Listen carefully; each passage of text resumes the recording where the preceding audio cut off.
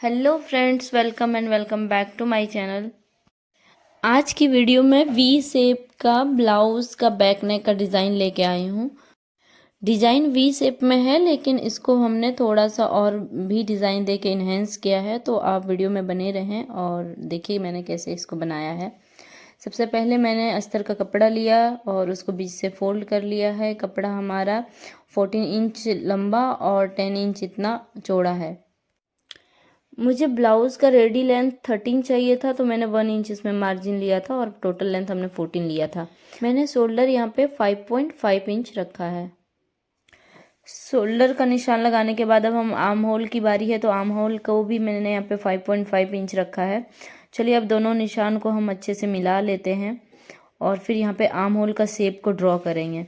अब चूँकि ये बैक साइड है, तो आर्म होल का जो शेप है हमने थोड़ा उठा के लिया, यानी थोड़ा ऊंचा ही रखा है।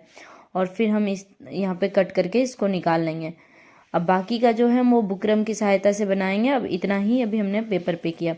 बुकरम देखिए हमने ले लिया है, बुकरम को भी बीच से फोल्ड किया है और बुकरम हमारा देखिए 4 इंच फोल्ड करने के बाद बचा हुआ है विड्थ में, यानी कि बुकरम की चौड़ाई हमने 8 इंच लिया है और बीच से फोल्ड कर लिया है। अब हमारे इसका जो लेंथ है वो 12 इंच था। चलिए अब हम गले की डिज़ाइन की चौड़ाई को काटते हैं। यहाँ पे मैंने 2.5 इंच पे मार्क किया है।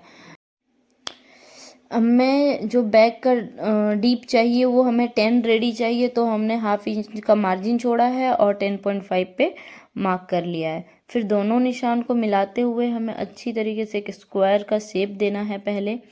उसके बाद हम यहाँ पे चूँकि वी शेप में बना रहे हैं, तो हम ये देखिए एक शेप मेकर आता है, उसके सहायता से यहाँ पे हम वी का शेप दे रहे हैं, थोड़ा गोलाई में वी का शेप दे रहे हैं।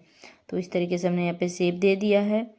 अब हमें जो है कोई एक ढक्कन वगैरह की सहायता से बनाना है राउंड राउंड सा शेप। तो उसको बनाने के लिए मैंने जो ढक्कन का जो एकदम सेंटर हो, उसके लिए हमने एक और 0.5 इंच पे दूसरा मतलब निशान लगा लिया है और फिर हम ये ढक्कन की सहायता से राउंड राउंड दे रहे हैं। चलिए 1 इंच की चौड़ाई पे हम और वापस से निशान लगाते हैं और फिर इस बुकरम को कट करके हम निकाल लेंगे। कटिंग करते वक्त हम अच्छी तरीके से गोलाई को शार्प तरीके से कट करेंगे। परफेक्ट, जितना परफेक्ट हमारा ये गोलाई कट के आएगा उतना परफेक्ट हमारा डिज़ाइन बन के आएगा। तो चलिए इसको कटिंग करते हैं। कटिंग करने के बाद अब अस्तर का जो फैब्रिक था उस पर हम इसको आयरन की सहायता से अच्छी तरीके से फिक्स कर लेंगे। अब चूंकि ये शेप थोड़ा सा डिफ़िकल्ट वाला है, तो हम इसके बगल से अगर हम सिलाई चलाएंगे तो फिर जो हमारा ये पेपर पेस्टिंग हुआ है उसको उखड़ने का डर रहता है। तो हम पहले सिलाई से ही एक बार इस पेपर को फिक्स कर लेंगे। तो हम एक बार इस पर सिलाई चला रहे हैं ताकि ये डिज़ाइन हमारा अच्छी तरीके से सेट हो जाए। तो ये सिलाई ख़त्म करने के बाद अब हम डिज़ाइन के लिए वापस से सिलाई चलाएंगे। चलिए मैंने बुकरम को अच्छी तरीके से अस्तर पे फिक्स कर लिया है। अब ब्लाउज़ का मेन फैब्रिक लेंगे और उस पर अच्छी तरीके से पहले मिडिल को मिलाते हुए सेट कर लेंगे और अब पिन की सहायता से हम इसको अच्छी तरीके से फिक्स कर लेते हैं। उसके बाद अब हमें सिलाई लगाना है इस पर। तो चलिए हमने पिन से सेट कर लिया है, अब सिलाई की बारी है। तो सिलाई से पहले अगर हमें डोरी डालना है, तो डोरी जिस जगह पे डालना है वहाँ पे हम अच्छी तरीके से पहले डोरी को रख लेंगे, सेट कर लेंगे।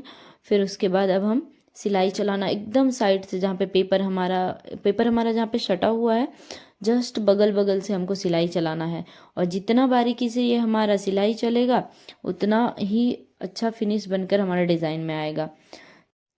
जहाँ पे हमने डोरी लगाया था ना, वहाँ पे थोड़ा सा 2 बार हम सिलाई चला लेंगे, इससे डोरी अच्छी तरीके से फिक्स हो जाती है। तो चलिए उसके बाद भी अब हम अच्छी तरीके से कॉर्नर को निकालते हुए आराम आराम से पूरा सिलाई लगा लेंगे एक बार। चलिए जब तक ये हम सिलाई चला रहे हैं तब तक आप लोग ये बताइए ये डिज़ाइन आप लोग को कैसी लगी।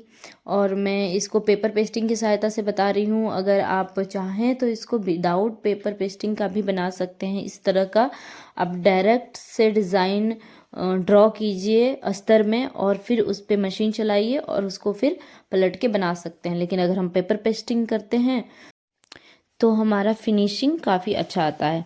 चलिए अब एक्स्ट्रा जो हमारा बीच का फैब्रिक बचा है उसको कट करके निकाल लेंगे। ये बीच का एक्स्ट्रा फैब्रिक निकालने के बाद अब हम बाकी जो थोड़े थोड़े कपड़े बच गए हैं उस पे छोटे छोटे कट के निशान लगाएंगे। इस अभी चूँकि हमें इसे पूरी तरह से पलटना है तो उसमें ये पलटने में आसान होता है। तो छोटे छोटे छोटे छोटे कट्स लगा लेंगे हम यहाँ पे।